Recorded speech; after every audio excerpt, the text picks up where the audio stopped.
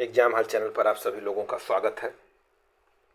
हम लोग गुप्त साम्राज्य का पार्ट 1 देख चुके थे। पार्ट 1 में हम लोगों ने पहले यहाँ के महत्वपूर्ण राजाओं को देखा।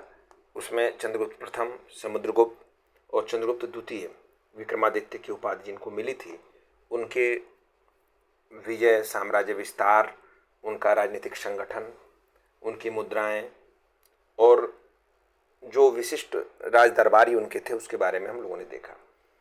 गुप्तों के बारे में एक चीज़ आप देखेंगे जो महत्वपूर्ण थी कि इनके साम्राज्य विस्तार में या इन्होंने शासन व्यवस्था को सुचारू रूप से चलाने में वैवाहिक संबंधों की विशेष भूमिका रही है।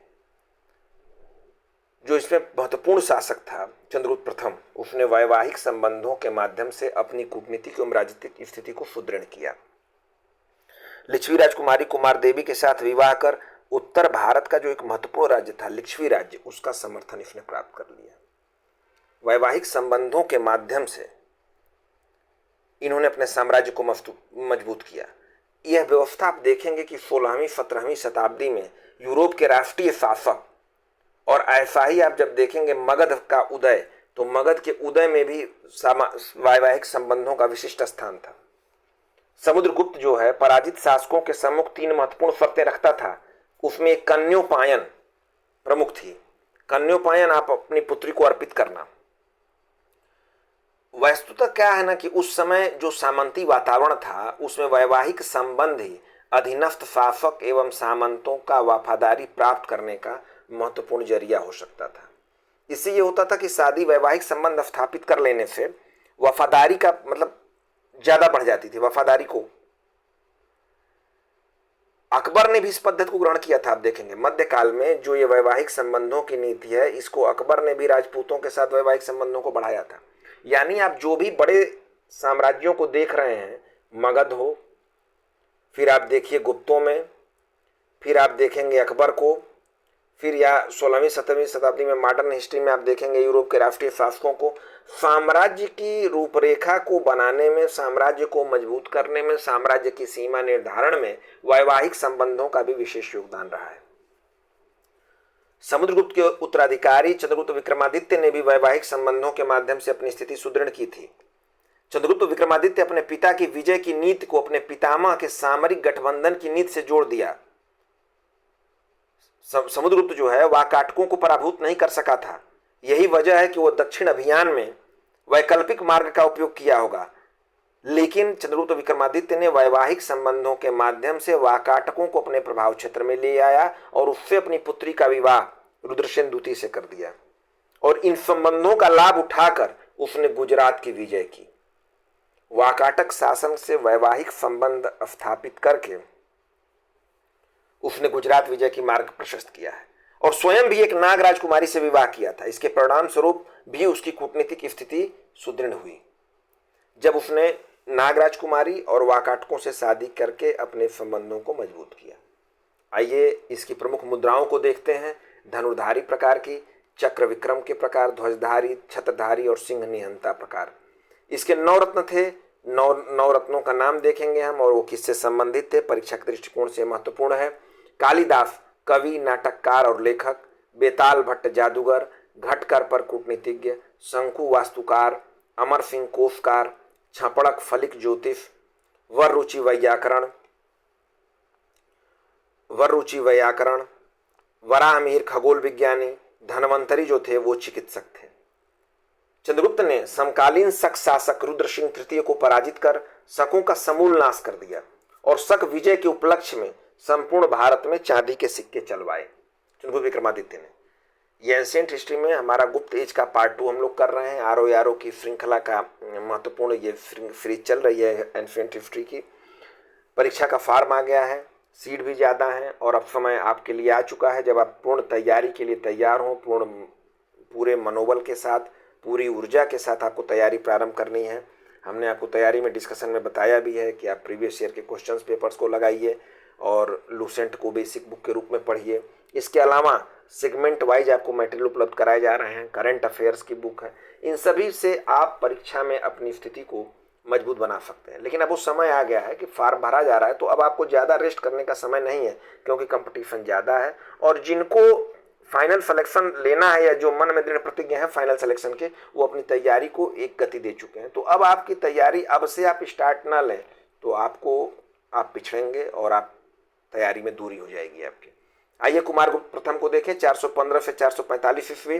चंद्रगुप्त की पत्नी ध्रुव देवी से उत्पन्न उसका सबसे बड़ा पुत्र गोविंद गुप्त इसका छोटा भाई था और कुमारगुप्त के समय यह वफाड़ वैशाली का राज्यपाल था। सर्वाधिक समय तक शासन करने वाला गुप्त नरेश भी यही था। इसी ने गुप्त काल में सर्वाधिक अभिलेख एवं सर्वाधिक प्रकार के सिक्के चलाए।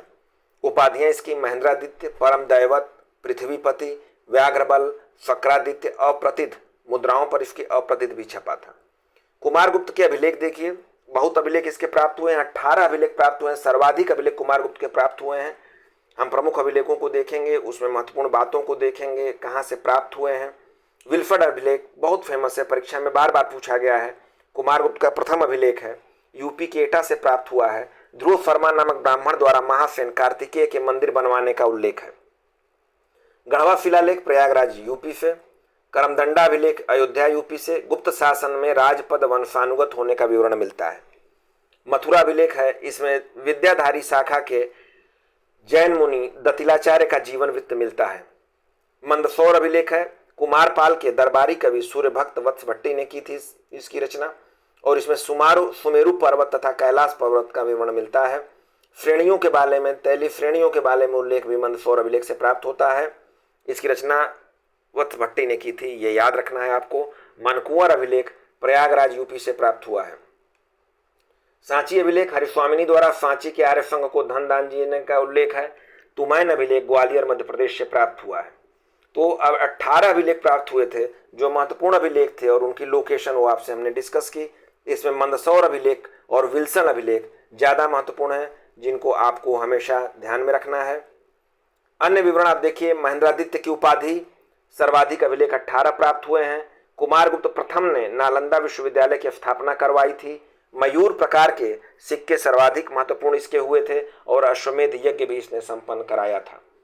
अब हम लोग पढ़ेंगे गुप्त काल के एक महत्वपूर्ण शासक स्कंदगुप्त को। 455 से 467 ईस्वी।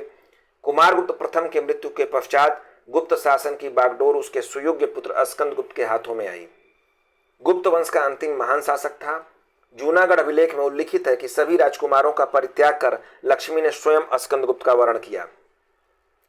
इसकी उपाधियां देखेंगे आप क्रमादित्य की मुद्राओं पर।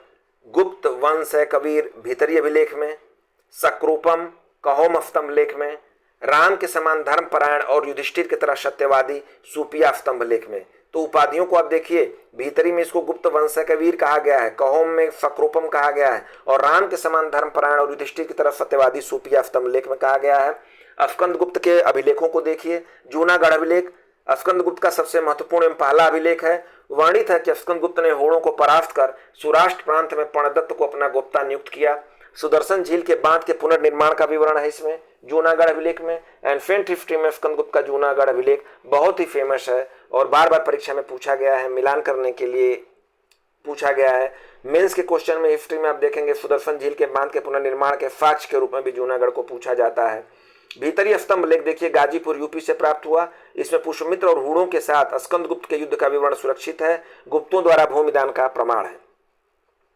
कहोम स्तंभ लेख गोरखपुर यूपी से प्राप्त हुआ। कहोम का प्राचीन नाम कुकब था। सुपिया लेख रीवा एमपी में। इसमें गुप्तों की वंशावली घटोत्कच से मिलती है। इंदौर ताम्रपत्र लेख इंदौर का है, बुलंदशहर श्रेणियों का उल्लेख है। गढ़वा शिलालेख प्रयागराज में है। स्कंदगुप्त का अंतिम अभिलेख है। स्कंदगुप्त के प्रशासक, क्षेत्र और राज्यपाल अंतर्वेदी गंगा यमुना दोआब में सर्वनाग इसके राज्यपाल थे। कोसम कौशाम्बी भीमवर्मन और सौराष्ट्र पर्णदत्त का। तो जो स्कंदगुप्त के प्रशासक थे 3 क्षेत्रों में, गंगा यमुना दोआब जिसको अंतर्वेदी क्षेत्र कहा गया है, कौशाम्बी को कोसम और सौराष्ट्र, और तीनों के आप राज्यपाल देखें सर्वनाग, भीमवर्मन और पर्णदत्त। परीक्षा के दृष्टिकोण से महत्वपूर्ण विवरण है आपको उपलब्ध कराए जा रहे हैं। अन्य विवरणों में आप देखिए 466 ईस्वी में चीन के शासक सांग के दरबार में इसने दूत भेजा था। वृषभ शैली के नए सिक्के जारी किए और स्कंदगुप्त के समय हूण आक्रमण का नेता खुशनवाज था। 3 बातें आपको इसमें खुशनवाज प्रश्न परीक्षा में पूछा गया प्रश्न है कि स्कंदगुप्त के समय हूणों का नेता कौन था, वृषभ शैली के सिक्के जारी किए और 466 ईस्वी में चीन के शासक सांग के दरबार में इसने दूत अपना भेजा था। ये इस तरह से हमारा पार्ट 2 में देखा आपने। पार्ट 3 में हम गुप्तों गुप्तकालीन संस्कृति को देखेंगे, समाज को देखेंगे, इनकी महत्वपूर्ण प्रशासनिक आर्थिक शब्दावलियों को देखेंगे और गुप्तों के समय में राष्ट्रवादी इतिहास लेखन और मार्क्सवादी इतिहास लेखन हुआ है, उसके एंगल से भी हम गुप्त काल को स्वर्ण काल कहा जाता है, उस बारे में भी आपसे डिस्कशन करेंगे शेष अगले वीडियोज में।